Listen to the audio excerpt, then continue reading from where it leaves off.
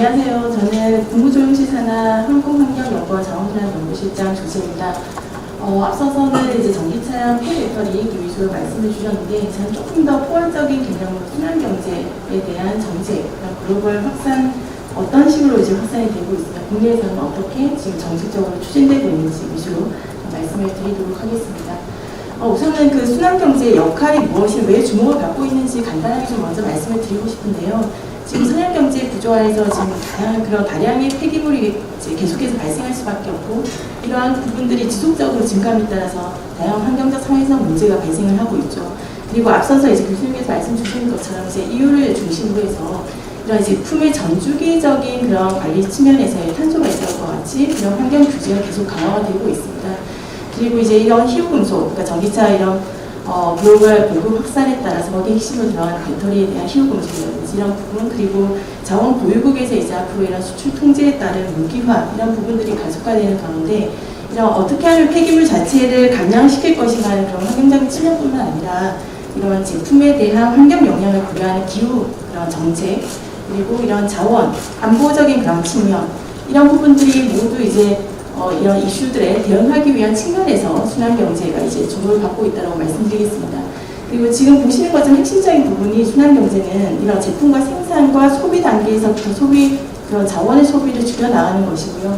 그리고 이런 재사용이나 재제조 이런 부분들을 통해서 어떻게 하면 제품의 그런 수명의 가치라든지 그런 수명을 연장시킬 수 있는지 이런 부분으로 더 촉진하는 그런 경제 시스템인데요. 무엇보다도 이런 오늘 이제 좀 주제에 해당되는 이런 재활용 이런 것을 통한 재생원료가 다시 이런 그 제조 단계에 투입이 됨으로써 기존의 이런 천연 자원의 채굴이라든지 그런 가공 과정에서 발생된 에너지 사용을 절감할 수 있고요.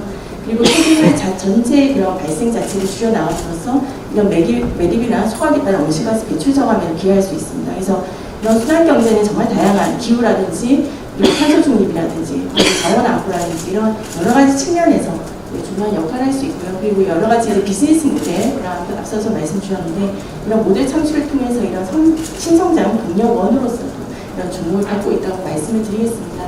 그래서 지금 보시는 것처럼 이런 전 세계 온실가스의 한 절반가량이 제품과 관련되어 있습니다. 그래서 앞으로 넷제로 달성하기 위해서는 신재생 에너지라든지 이런 에너지 전환도 매우 중요합니다만, 이런 자원 이용 효율성이라든지 순환성을 강조하는 순환경제가 핵심적인 역할을 담당한다고 보고 있고요.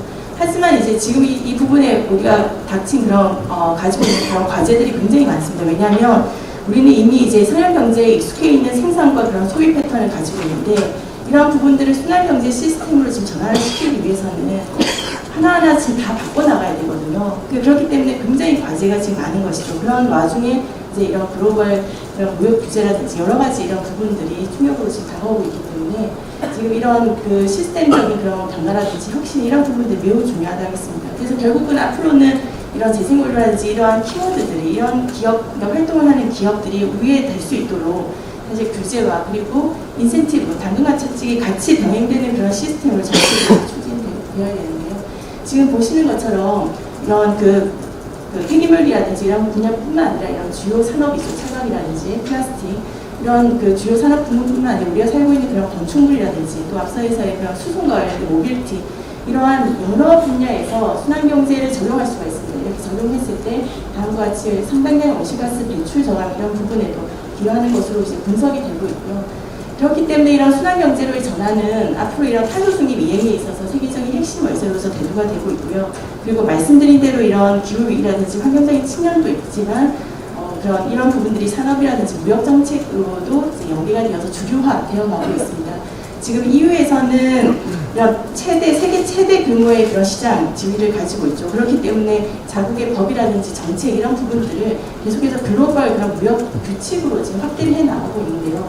EU에서는 이 순환경제라는 이런 정책 부분들을 사실 10년 전부터 준비를 해왔습니다. 그래서 본격적으로 이제 그 정책화된 것은 2015년도 이제 순환경제 패키지를 들 수가 있고요. 여기에서 이제 이런 액션 플랜이라고 하는 이제는 그 사업장 단위가 아니라 제품의 전주기적인 그런 관리 위주로 이제 변화가 되게 되고요. 정책 자체가. 그리고 이제 모니터링을 통해서 이 정도 했을 때 여러 가지 부가가치가 발생하더라라고 이제 효과가 분석이 되고 그 이후에 이제 이런 정책을 계속 지속적으로 이제 펼치게 되는 것이죠. 그래서 2019년도에 우리나라 이제 그린 뉴딜에 해당되는 EU에서의 그린 딜에서 이런 큰 우리나라 이제 큰 차이점이라고 한다면 EU 같은 경우에는 탄소 중립 이행 이런 부분들을 실현을 되게 중요한 그런 목표로 같이 동일하게 담고 있습니다만 또 하나의 축으로서는 자원 효율적인 경제 시스템의 구축 이 부분이 두 개의 큰 핵심 축을 가져가고 있습니다. 그렇기 때문에 순환경제가 핵심 분야로서 제시될 수밖에 없고요. 근데 여기에서 이제 특히 주안점을 둔 부분은 그렇다면 앞으로 이런 제품과 관련된 탄소 감축 이런 부분들을 어떻게 기여를 해 나갈 것이냐 유도를 해 나갈 것인가 측면으로 봤더니 우선순위 부분이 결국은 제품 설계와 관련되어 있습니다. 이 제품과 관련된 환경 영향의 최대 80%가 제품 설계 단계에서부터 결정이 된다고 보고 있기 때문에 여기에서 발표된 이번에 2차에 해당된 뉴 액션 플랜이 발표됐거든요. 여기에서 강조점을 두는 부분이 바로 제품 설계 단계이고요. 이 부분이 다 오늘 말씀 주실 그런 배터리에 다 적용이 되는 사항들입니다. 그래서 지금 EU뿐만 아니라 이런 그런 동향들은 지금 미국이라든지 일본이라든지 주요 선진국에서 이미 이런 쪽으로 이제 가고 있다는 걸 먼저 말씀을 드리고요. 그렇다면 큰 틀에서 EU에서의 워낙 이 부분이 국제적으로 확산이 되고 있는 상황이기 때문에 좀 큰 방향성을 먼저 말씀을 드리면 EU에서는 이런 제품과 관련된 환경 영향을 최소화하기 위해서 제품 단위 중심으로 이제 관리를 시작했다고 말씀드렸고 그 부분이 2003년도에 발표된 통합 제품 정책입니다. 그래서 그 이후에 이제 에너지를 사용하는 제품에 대해서 우선은 에코 디자인 지침이 발표가 됐는데요. 여기서는 일단 우리나라에서도 에너지 효율 등급제가 있듯이 에너지 효율성 측면만을 이제 강조를 하죠. 거기에서의 제품 설계 요인이 에너지 측면입니다. 그리고 그 이후에 이제 에너지 관련 제품으로 제품군은 이제 확장이 되고 있는데 앞서 말씀드린 그 2015년도에 그런 액션 플랜을 거치면서 이제는 그 제품 설계에 있어서 자원 효율성 측면도 같이 고려가 돼야 되겠다라고 이제 하게 되죠. 그래서 6개 제품이 냉장고라든지 세탁기라든지 이런 부분에 대해서는 자원 효율성이 고려된 이행 방안이 이제 수립이 됩니다. 하지만 본격적으로 이제 큰 변화가 생긴 것이 아까 말씀드린 뉴 액션 플랜 2020년 3월에 발표된 것이고요. 여기에서의 이제 그 후속으로 올해 3월에 이 에코 디자인 레귤레이션 프로포절이 발표가 됐는데 이 부분이 굉장히 파장이 클 것으로 보입니다. 왜냐하면 앞으로는 이제 기존에는 이렇게 일부 그런 제품에 한해서 또 자원 효율이 조금 일부 고려가 됐거나 또는 대부분 에너지 효율성 위주로 이제 제품 설계할 때 요건으로 준수되었다면 앞으로는 이 부분이 전 제품으로 이제 확산이 됩니다. 부품도 이제 배터리 다 적용이 되는 부분이죠. 그래서 일부 뭐 동식물이라든지 인쇄기인 제품을 제외하고는 전 제품으로 이제 이 부분이 적용이 되고요. 기존에 이제 디렉티브 형태로 갔던 게 전반적으로 다 이제 EU에서는 레귤레이션으로 상향됩니다. 그래서 디렉티브가 이제 회원국의 그런 여건이라든지 좀 상황에 따라서 자국법화할 수 있도록 이제 변경이 가능하다고 한다면 이제는 레귤레이션으로 상향된다는 것은 무조건 일괄적으로 적용된다는 개념이거든요. 그래서 모든 것이 이런 배터리 지침도 마찬가지로 다 레귤레이션으로 좀 상향 조정이 되고 있는데 여기에서 이제 에코 디자인 그 요구사항, 이게 준수사항입니다. 반드시 준수해야 되는 사항. 이렇지 않으면 사실 무역에 이제 바로 직접적으로 영향을 주기 때문에 여기에 이 보시는 바와 같이 제품 내구성이라든지 수리, 얼만큼 이 제품이 수리가 가능한지, 그리고 재사용 가능한지, 재활용 가능한지, 이러한 순환경제 요소가 포함이 되는 그런 상황이고요. 그래서 재생 원료를 얼만큼 합류하고 있는지, 그래서 그로 인해서 이제는 그 사업장 단위에서의 스코프 1이나 2, 이 부분보다 이제 확장해서 이제는 제품 전주기적인 그런 관리이기 때문에 CO2 역시도 이런 그 탄소 발자국 같은 그런 전주기적인 스코프 3까지 이제 확대되는 방향으로 가고 있다는 걸 말씀드립니다. 그리고 오늘 뒤에서도 말씀 주시겠지만 이런 제품 패스포트라 해서 결국은 그렇다면 원료가 그럼 어디에서부터 오느냐 이런 부분에 대한 공급망 실사 이런 관리 감독이 더 강화되는 방향으로 가고 있거든요. 그리고 재생 원료 이런 부분들도 어디서 왔는지 이런 부분들이 중요해지기 때문에 결국은 이제 물질에 대한 추적이라든지 이력이라든지 이런 부분과도 연계된 이런 패스포트의 형태, 그리고 결국은 제일 마지막 이런 판매되지 않은 제품에 대한 폐기가 되지 않도록 이렇게 관리하는 것까지도 이제 전주기적인 관리로 이제 강화가 된다는 걸 말씀을 드립니다. 그래서 기존에는 아까 세탁기랑 냉장고 같이 좀 가전제품 위주로 갔다고 말씀드렸는데 이제는 섬유라든지 가구라든지 철이라든지 알루미늄 같이 중간 제품으로도 이제 그 대상 범위가 확장이 되고 있고요. 순환경제를 고려해서 이런 모든 것들을 이제 제품 관련된 그런 중간 제품 포함해서 설계하도록 하는 방향으로 가고 있고 지금 새로운 법안들이 계속 이제 채택이 되면서 확장해 나가고 있는 그런 상황입니다. 그리고 이제 한 가지 더 이제 트렌드라고 말씀드리면 이런 수리권과 관련된 부분인데요. 이제는 결국 이제 소비자들이 이런 수리가 용이한 제품을 선택을 하거나 아니면 내가 직접 또 수리할 수 있는 그런 권리를 강화하는 방향으로 해외에서는 입법 추진되고 있습니다. 물론 이제 EU라든지 그런 프랑스라든지 이런 회원국에서도 지금 진행이 되고 있고요. 근데 특히 미국 같은 경우에 조 바이든 대통령 정책 성명이 채택이 되는데 이 부분은 이게 팬데믹 기간 동안에 이런 의료기기 수리 업체가 병원에 들어가지 못하기 됨에 따라서 수리가 지연돼서 많은 문제가 있었습니다. 그것으로 인해서 논의가 시작된 부분이고요. 그래서 결과적으로는 앞으로 이런 그 지식재산권 침해로 이제 더 이상 보지 않겠다라고 하는 그런 부분까지도 같이 저작권법하고도 연기가 되어서 관련 그런 추진이 되고 있습니다. 그래서 결국은 앞으로 이런 그 수리가 얼만큼 용이한 제품을 만들 수 있는가 이런 부분들도 이런 앞에서의 그런 에코 디자인의 그런 개념들과 이런 수리권하고도 다 연계가 되어서 진행이 되고 있다는 거 말씀을 드리고요. 그리고 미국에서도 지금 증권거래소 SEC에서 올해 이제 발표한 부분에 따르면 탄소 발자국에 대한 공시 부분인데요. 기존에는 이제 아까 스콥 1, 2 부분으로 이제 되었다면은 여기서 이제 스콥 3로 이제 확장되는 부분인 내용이 포함이 되어 있죠. 그래서 스콥 3로 간다는 거 이 그림에서 보시는 것처럼 원부자재라든지 부품, 장비 제조에서부터 협력사에 해당됩니다. 그리고 제품 제조, 그리고 사용, 그리고 폐기에 이르기까지 그런 관련된 그런 CO2에 대한 정보를 공시하는 그런 방향으로 추진이 되고 있거든요. 그러면은 결국 미국 상장 기업들이 대상이 되겠지만 거기에 이제 납품하는 협력사라든지 우리나라에도 이런 부분들이 굉장히 많은 기업들이 영향을 받는다고 생각을 합니다.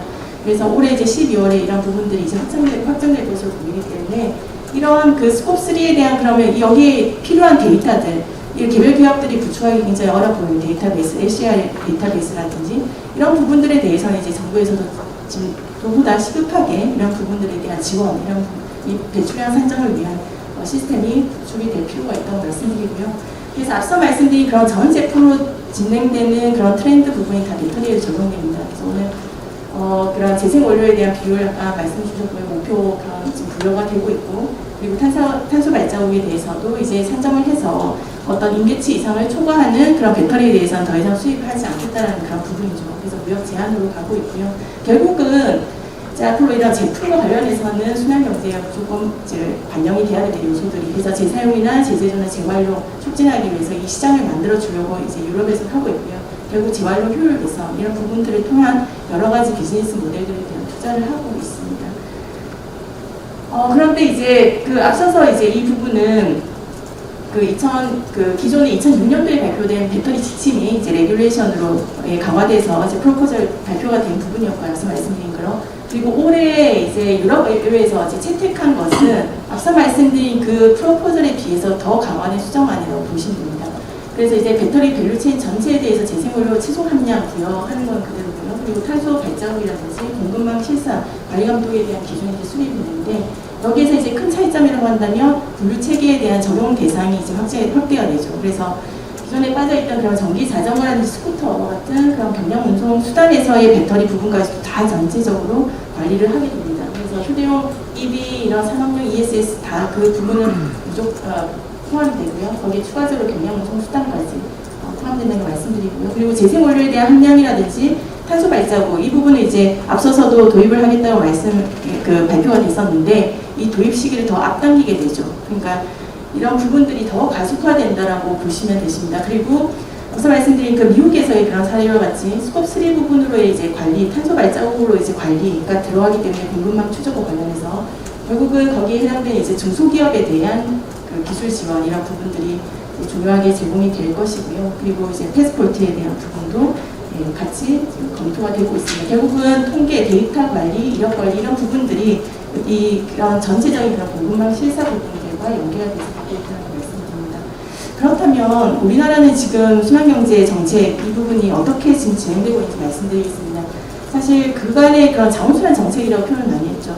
이미 발생된 폐기물을 어떻게 하면 좀 재활용 잘할 것이며 에너지 회수 쪽으로 이제 할 것인가 측면으로 이제 강조가 되어 왔었는데 그러다 보니 이미 너무나도 많이 발생하는 이 폐기물에 대한 그런 처리가 원활하지 않고 이제 한계에 봉착할 수밖에 없는 거죠. 순환경제로 반드시 이런 폐기물 측면에서도 정책적으로도 순환경제를 굉장히 가야 할 길입니다만 지금 탄소 중립 이런 2050 추진 전략이 이제 순환경제가 포함이 되면서 이제 탄소 중립과 연계하는 기후 변화 그런 위기에 대응하는 측면에서도 순환경제가 이제 주목을 받게 된 것이죠. 그래서 이제 한국판 뉴딜 2.0에서는 순환경제 요소가 이제 추가적으로 반영이 되었고요. 그리고 이에 대한 후속으로서 작년 이제 12월까지 1년도 지나지 않았죠. 이 K순환경제 이행 계획이 발표되면서 2050년까지 어떤 방향으로 순환경제 전략과 이제 방향과 과제가 이제 갈 것인가가 발표됐죠. 이 과제라고 하는 것들이 사실 하나하나 다 지금 아까 말씀드린 대로 시스템이 다 전환이 돼야 되거든요. 방법론 하나하나 다 지금 만들어져야 됩니다. 그래서 그런 과제들이 이제 발표가 됐고 이 과제들을 어떻게 이행해 나갈 것인가 지금 그 단계에 있습니다. 그래서 이런 부분들은 정말 많은 논의들과 그 연구라든지 이런 부분들을 통해서 기술 투자를 통해서 지금 이렇게 좀 더 속도감 있게 지금 바꿔 나가야 되는 그런 상황이라고 하겠고요. 그리고 큰 틀에서는 지금 이 순환 경제가 사실 하나라도 고리가 끊어지면 순환 경제거든요. 그래서 이 고리를 어떻게 연계하면서 갈 것인가 부분이기 때문에 밸류 체인에 대한 연계가 굉장히 중요하고요. 그래서 각각의 이제 원료에서부터 앞서 말씀드린 제품 설계 부분 굉장히 강조가 되고 있습니다. 그래서 이런 설계된 제품들이 결국 시장 경쟁력, 시장에서 팔리지 않으면 아무런 그런 게 효용 가치가 없겠죠. 그래서 이제 시장 경쟁을 가질 수 있도록 민간 영역하고 공공 영역에서 어떻게 이 시장을 만들어 줄 것인가 부분이 포함이 되어 있고요. 그리고 기존에 아까 폐자원 횟수라든지 재활용 쪽으로 막 이게 많이 강조가 됐다고 한다면 그 범위는 확실히 넓어졌습니다. 그리고 재사용과 관련해서는 지금 재제조라든지 그런 업사이클링, 생활용에 대한 부분을 좀 산업화 측면에서 촉진하는 쪽으로 내용이 포함되어 있고요. 그리고 오늘 말씀드린 그런 배터리와 관련해서도 금속 재자원화에 대한 그런 내용들, 그리고 미래 폐자원, 이제 곧 머지않은 미래에 다양으로 이제 폐기돼서 발생되게 될 대양간 폐패널을 비롯해서 이와 관련된 내용이 포함이 되어 있습니다. 그런데 이제 무엇보다도 이런 쪽에 이제 관련해서는 재생 원료에 대한 사용 의무라든지 이런 식으로 좀 규제 정책으로 또는 그런 비용, 그런 시장에서의 그런 비용으로 인해서 이런 유도하는 친환경 제품들을 유도하는 그런 규제 방식이 있을 거고요.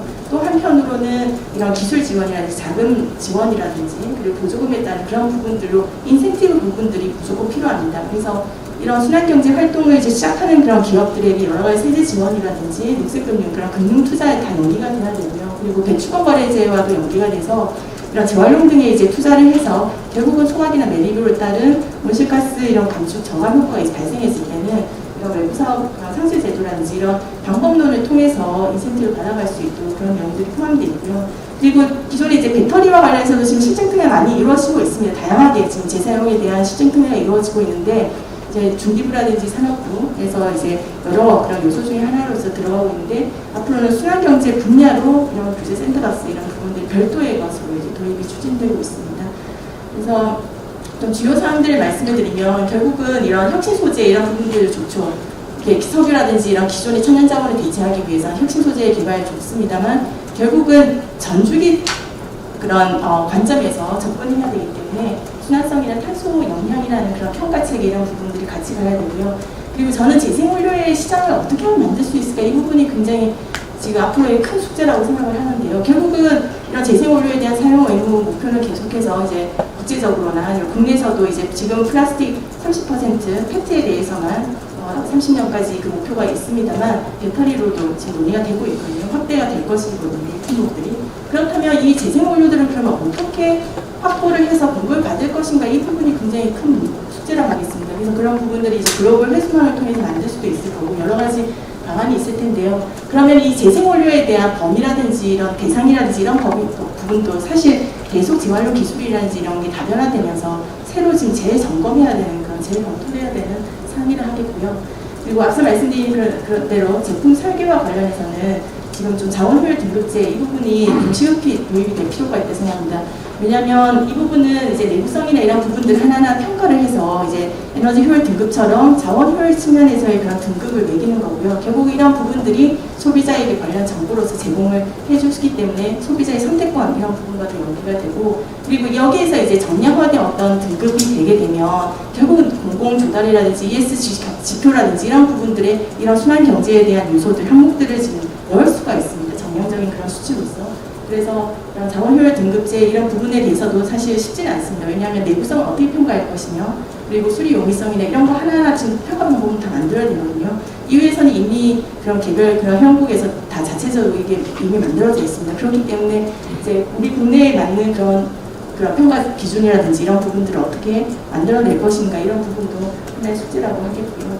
그래서 지금 이런 지속가능한 그런 설계 부분에 있어서는 사실 기업들이 제일 디자인을 잘합니다. 그래서 정부 측면에서는 이런 기업들이 이런 쪽으로 유도가 될 수 있도록 지원해주는 그런 체계 구축 쪽으로 정책이 지원해줄 필요가 있고요. 그렇기 때문에 마켓 인센티브를 이용한 시장 경쟁력을 이런 기업들이 가질 수 있도록 그런 지원 수단들이 같이 고려가 돼야 되고 지금까지는 개별 기업들이 그냥 개별적으로 접근해 왔다면 이런 부분들이 앞으로는 이런 시스템이나 사회적인 그런 접근으로 확산이 될 필요가 있다는 거 말씀을 드립니다. 그래서 지금 이제 우리나라 이제 순환 이용성, 얼만큼 제품에 있어서 순환성이 잘 되는지 이런 거를 좀 보기 위한 제도가 3개는 있습니다. 3가지가 있습니다만 포장재나 전기전자 제품 이 부분들이 제도들이 좀 개별적으로 지금 분절적으로 그냥 서로 다른 기관에서 운영이 되고 있거든요. 서로 연계되는 부분이 없이. 그래서 앞으로는 그렇다면 우리나라가 이 더 상위적인 개념으로 그렇다면 이런 제품 설계에 있어서 이제는 어떤 요소들을 그러면 고려하도록 할 것이며 이런 전략이라든지 방향이라든지 이런 큰 틀이 없습니다. 방향성이 없습니다. 그래서 이런 그 프레임워크 부분에 대한 틀이 먼저 지금 만들어져야 되는 그런 상황이라고 하겠고요. 그래서 그 외의 부분은 제가 좀 앞서서 같이 말씀을 드려서 이제 자료를 참고해 주시면 좋을 것 같고요.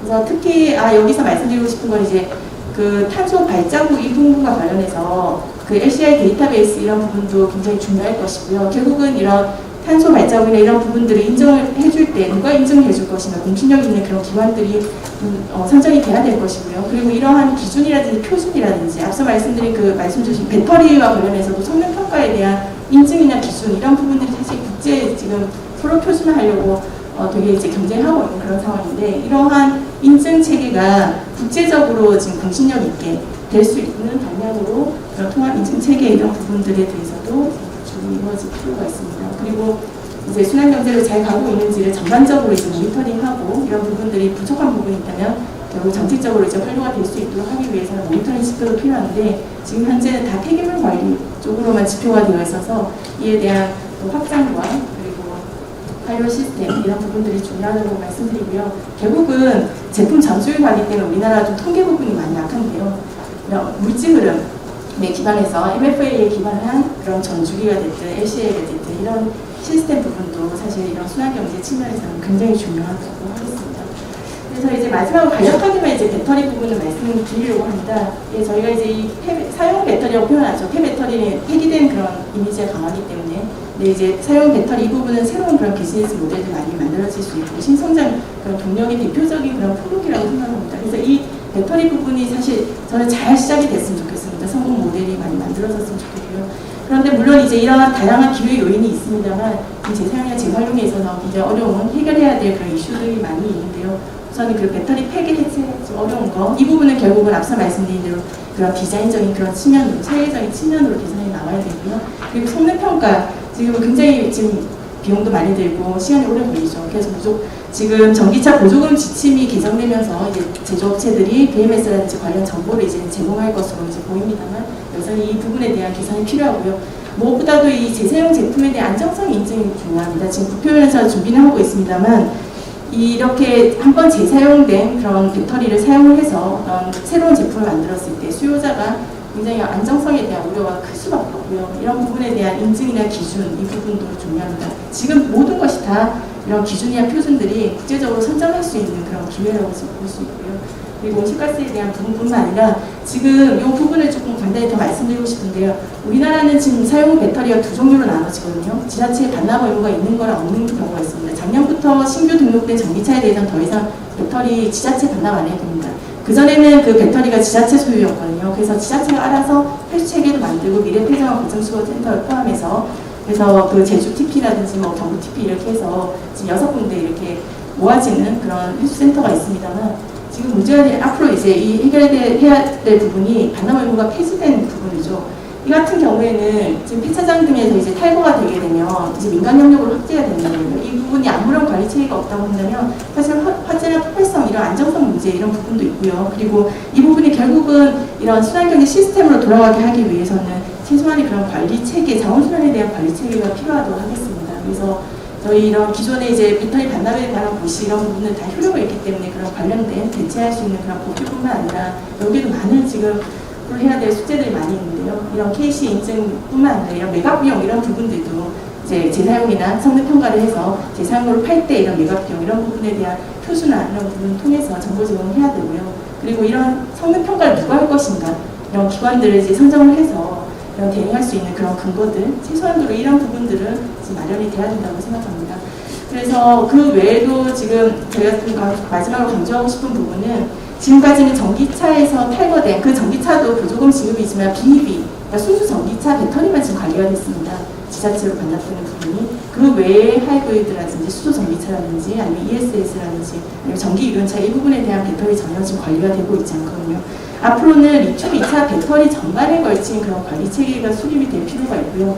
지금 보시는 것처럼 소방청이라든지 여러 가지 그런 국토부라든지 관련된 그런 법령들이 지금 연계되어 있습니다. 이 부분은 BEV 배터리만 하더라도 이렇게 연계되어 있는데, 요거 이제 ESS라는 더 확장된다면 정말 이 부분은 배터리 부분은 범부처로 접근하지 않으면 순환경제 체계에 좀 도달하는 데 도저히 쉽지 않다고 생각을 합니다. 그래서 범부처의 그런 그 배터리에 대한 순환경제 전략 부분들이 좀 반드시 수립이 돼야 된다고 생각을 하고요. 그래서 그 외로도 이제 배터리 재생원료에 대한 잔재량 이런 부분들을 국내 아까 그런 발생량 전망이 있지만 지금은 다 톤으로 되어 있고요. 그리고 해외 중고 그런 차로서 배터리가 나가는 부분에 대해서는 반영이 되어 있지 않습니다. 우리나라 지금 수출 말소되는 부분, 그러니까 배터리가 나가는 부분 70, 80%에 해당되거든요. 그만큼 국내에 확보 가능한 양은 20에서 30%밖에 되지 않는다고 보시면 되십니다. 그래서 앞으로 이러한 그 재생 원료에 대한 부분을 배터리 부분에도 사용 의무, 목표라든지 이런 부분들을 이제 제대로 한다면 이런 국내 장제량 이런 부분들에 대한 분석은 반드시 돼야 된다 생각하고요.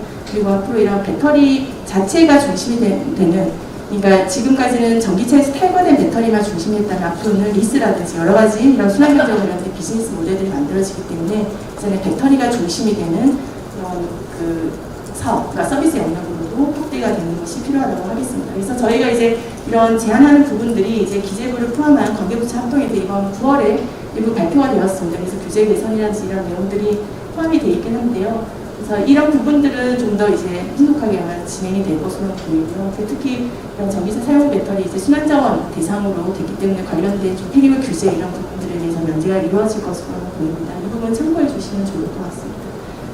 네, 감사합니다. 이것으로 발표를 마치도록 하겠습니다.